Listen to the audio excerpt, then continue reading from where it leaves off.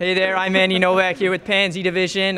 Just kicking it. Being the most prominent and one of the first all-gay rock bands, do you feel that your sexuality has sometimes overshadowed your music? Depends on who's listening, but yeah, I think a lot of times people think that we're a Weird Al kind of thing. Well, I mean, it's, anybody can be in a rock band and go up there and play songs and stuff like that, but if you have, a message that's behind it or something that you're really trying to put forward out there besides just like we're playing a pop song, of course it's going to overshadow it. And a good thing, too, because... For the most part, that was almost the point when the band first started, it seemed like, so... I'm really curious about one of the events you had advertised on your website recently, the National Masturbate-a-thon. What? Yes, this was... There was a shop in San Francisco called Good Vibrations. It's like lesbian owned and operated shop. They sell like vibrators and blah blah. And they had national masturbate-a-thon. It's basically like you have He that. looks at his palms. Masturbate-a-thon.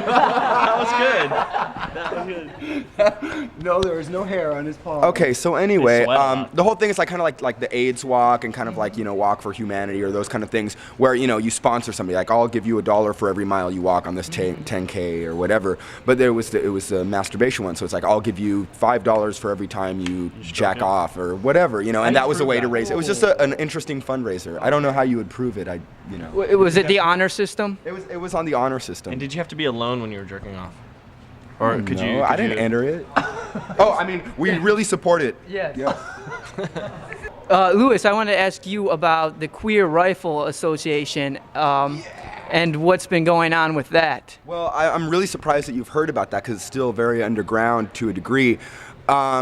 We just feel that queers should have the right to bear arms. I mean, everybody should, but nobody's really standing up for it. So it's like, what we want to do is go to like gay pride marches and have, like shootings at ranges, before the march and stuff like that. Well, the original plan was that we were going to put ads in the classified section of the paper and go, are you queer? Do you love guns? Queer Rifle Association meeting, first meeting this week at so-and-so rifle range, but not really be part of it and just show up and like look and see who would show up, but not claim responsibility for it. We haven't done that yet, but I already found out that there are 2 organizations like really doing it for real. Oh, really?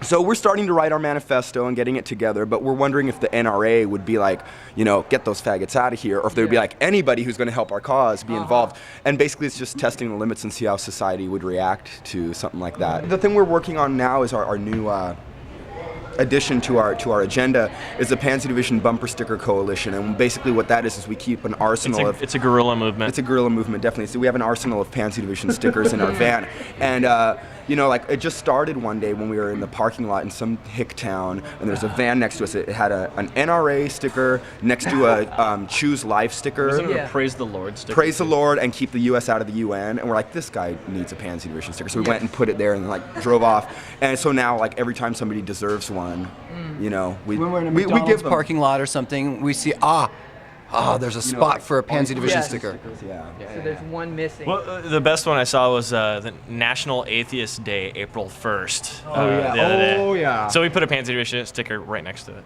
I know when you put out the For Those About to Suck Cock EP with that song with Metallica, Kirk Hammett on it, that you had stickers. Maybe you could describe what was going on.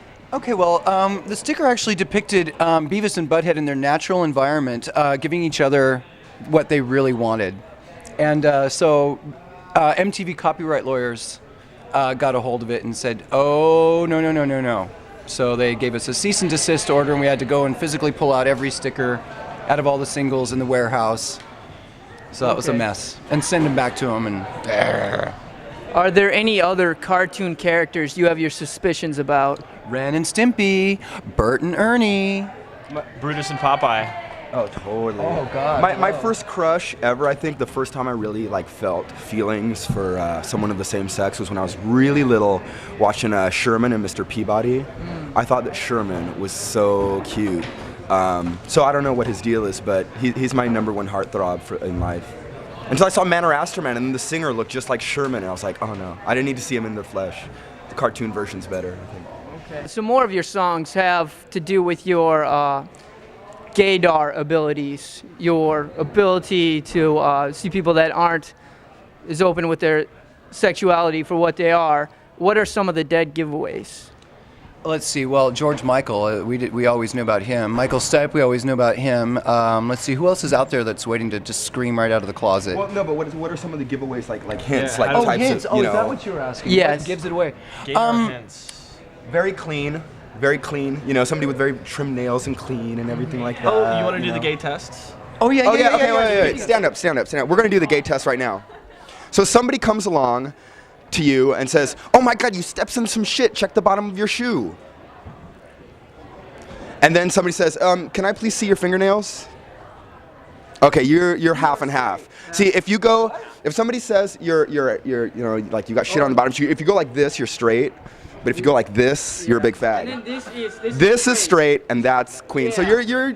I think matter. hair color, coloring the hair. Hello. Yeah, but he's got roots. He let it go, so he's still kind of unkept. gone It's, for yeah. quite a while. All right. Okay. I So you're 50-50.